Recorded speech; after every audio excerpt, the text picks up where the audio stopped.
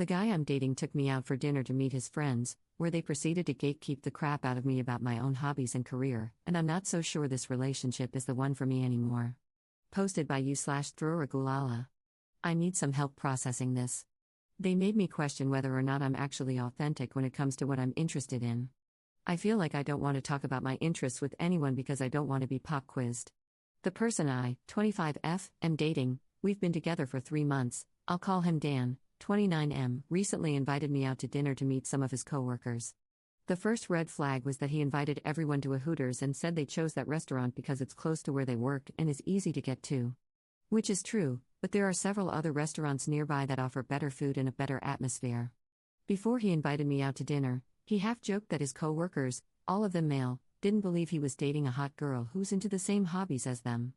These are hobbies that are considered to be primarily for men. I was a little irked by that comment, but he said he was just joking around, which pretty much became the catchphrase for the men that night. When everyone arrived at the restaurant, Dan and his co-workers were making comments about the girls who worked there and their physical appearances. This made me a little uncomfortable, but I didn't say anything. Once everyone ordered their food and drinks, his friends started to quiz me about my interests. Many of them share the same male-dominated hobbies I'm into, and they more or less just tried to see if I knew facts about the hobby, as opposed to asking me questions about what I like or don't like, or what I'm currently doing in said hobby. For example, if my hobby were American history, one of them might ask an esoteric question like, "Oh, so you like American history? How many $1 bills are currently in circulation? How old is the French Broad River?" I also work as a junior automation engineer at a startup software company. I haven't been writing code for that long, as I was working in QA prior and learned how to code while I was in that position. I'm really green, and I know I still have a lot to learn. The projects I'm working on are small, and I'm getting help at work. All of his friends are senior-level software engineers and were quizzing me about my work, trying to see how much I actually know. They were asking about advanced topics I didn't know about and were asking me technical questions that don't even apply to my job. But they were all smiling and laughing, and would frequently say something like, "Aw, we're just kidding." At one point, I felt like I was at some weird interview, taking one question at a time from each D-bag at the table.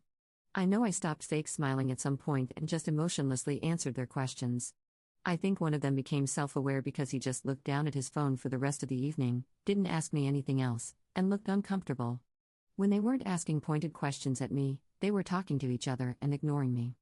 I'd be interrupted if I tried to include my thoughts on the subject, or they'd just nod at me and look away to someone else. I should mention that all of these guys were 5 to 10 years older than me. I'm 25, the guy I'm dating is 29, and his co-workers are in their early to mid-30s. I don't have as much experience as they do. Part of me was hoping I could meet peers who could have helped guide me or answer my questions about their careers. Instead, one of them literally asked me to give him a SQL query. They all kept saying they were just kidding around or just joking and laughing about it, but it was so cringy. Dan was sitting beside me and wasn't stopping this behavior from his co-workers. He was coaching me, I guess. Saying things like, "Oh, you know this one," or "Come on, you got this, we talked about this last week." Dan also made the comment, "See, she's really smart too," to one of the guys at the table. That whole night was just awful. He was actually irritated with me because he saw my whole mood change while I was being quizzed by his friends. He said he noticed me having an attitude with his co-workers when they were just having fun and trying to get to know me.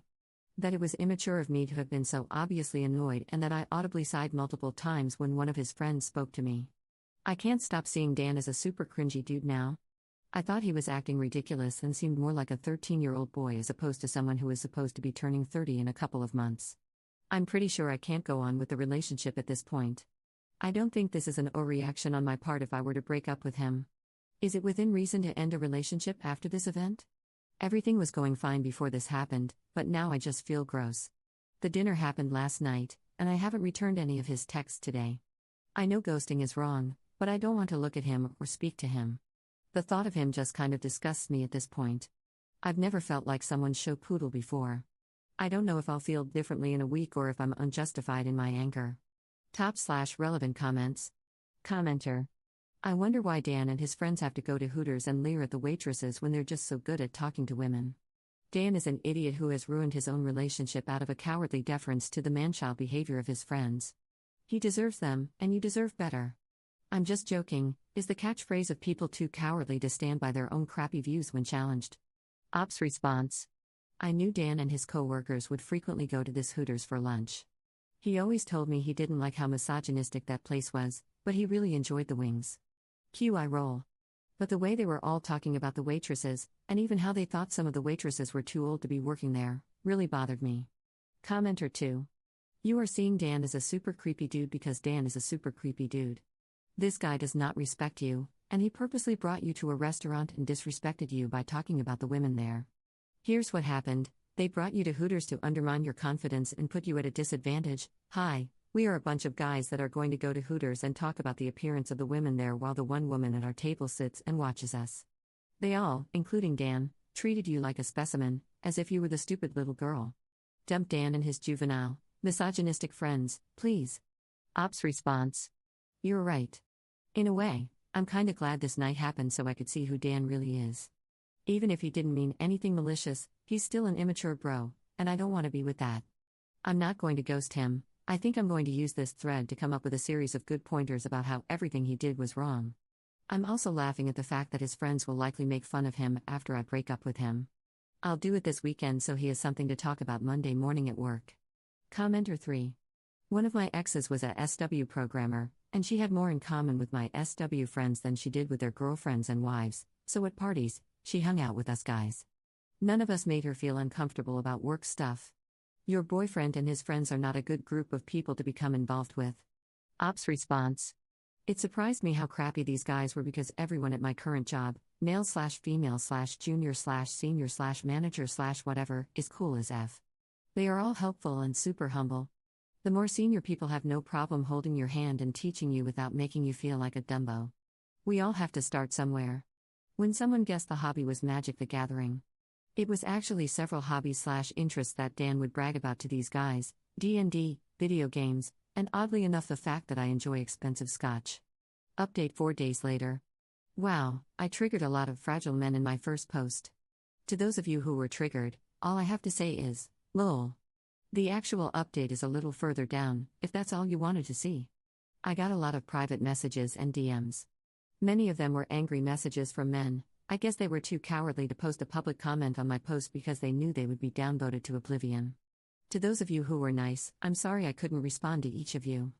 This is also a throwaway, and I won't be responding to messages and posts after I'm done with this post and comments.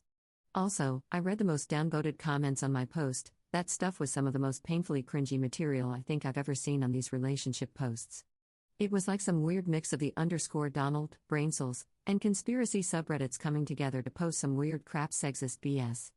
There were people describing themselves as a female, which is a dead giveaway that it's actually an incel pretending to be a woman. I find this to be absolutely hilarious. Anyway, thank you for sharing your stories. But I'm sorry so many of you had to go through something similar to this at one point in your life. This isn't the first time I've been gatekept either, just the most blatant.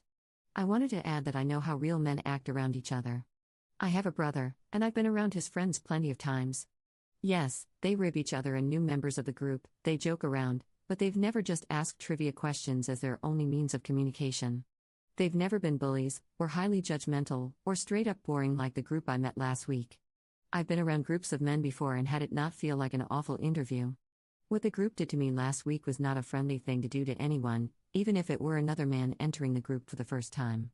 The update. After the post, I decided it would be best to end things through a phone call.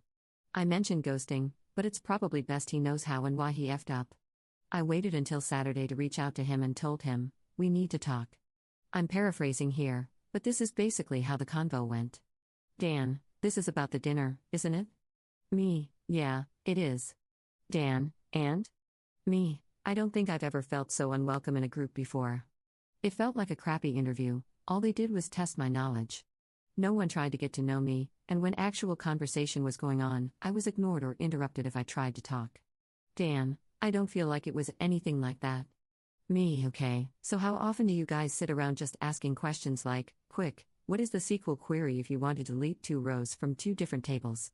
Dan, I don't know. Me, no really, do you quiz your friends randomly like that at work or out and about? Dan, no, not really. Me, and why not? Why don't you just ask lightning round quizzes like that? Because it's not what normal people do? Dan, I don't know. They were just having fun and joking around. Me, It wasn't fun for me. I have male and female friends in all sorts of professions. I've never cornered any of them to test their knowledge. I trust they know what they're doing. I ask them about work, what they're doing, normal questions. Dan, okay. Me, I'm not going to print out a CPA exam and quiz my accountant friend. Don't you think that would be a little effed up? Dan, I don't know, maybe? We talked a little more about that night, and I gave him more specific examples of what he and his friends did, and he never really had any good answers. It was a lot of I don't know and single-word responses. I told him I created a Reddit post and I would send it to him. He was a little pissed off that I did that, felt like I had no right to do so. At the end of the conversation, he asked if we were done. I told him that I can't see a future with him, that I saw a different side of him that night, and I don't want to be someone's prize poodle on display for the world to see. He didn't really say anything after that and just hung up the phone. I sent him the URL for my first post. He texted me throughout the weekend, but I didn't respond. He read the post that I sent him and wasn't happy with it, and said he couldn't believe so many people were on my side and were hating on him. He sent a few more angry texts after that, like he couldn't believe we were breaking up over something so stupid. He did send a few rounds of "I'm sorry and let's try to work through this," but when I didn't respond, he just went back to angry texting me. Also, I did find his friend who buried his head in his phone that night and sent him the Reddit link and asked if that sounded like what happened. Dan's friend said he knew what his friends were doing was wrong and felt bad for me.